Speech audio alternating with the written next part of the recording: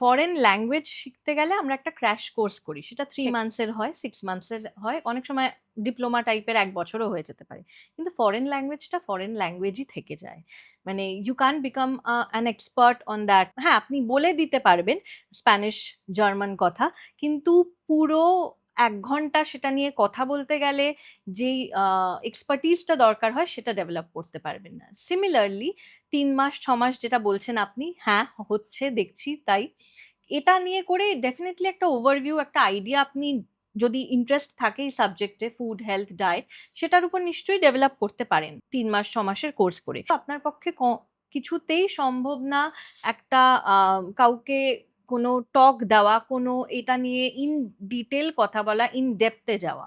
কারণ আমাদের যেটা থাকে যে 11-12 সায়েন্স নিয়ে পড়াশোনা করলো, 3 ইয়ার্স গ্র্যাজুয়েশন, নেক্সট 2 ইয়ার্স সে মাস্টার্স করলো বা হসপিটালে ইন্টার্নশিপ করলো, এক্সপিরিয়েন্স কাউন্টেড হলো, ইন্টার্নশিপ কাউন্টেড হলো, তারপর কেউ কেউ সেই ফিল্ডে ডক্টরেট করলো বা এমনি অনেক সার্টিফিকেশন কোর্স আফটার দ্যাট সে করলো, যেটা করতে গেলেও কিন্তু লাগে যে এডুকেশনাল কোয়ালিফিকেশন হচ্ছে গ্র্যাজুয়েট বা পোস্ট গ্র্যাজুয়েট, শুধু ক্লাস 12 পাস বা ওরকম কিছু না।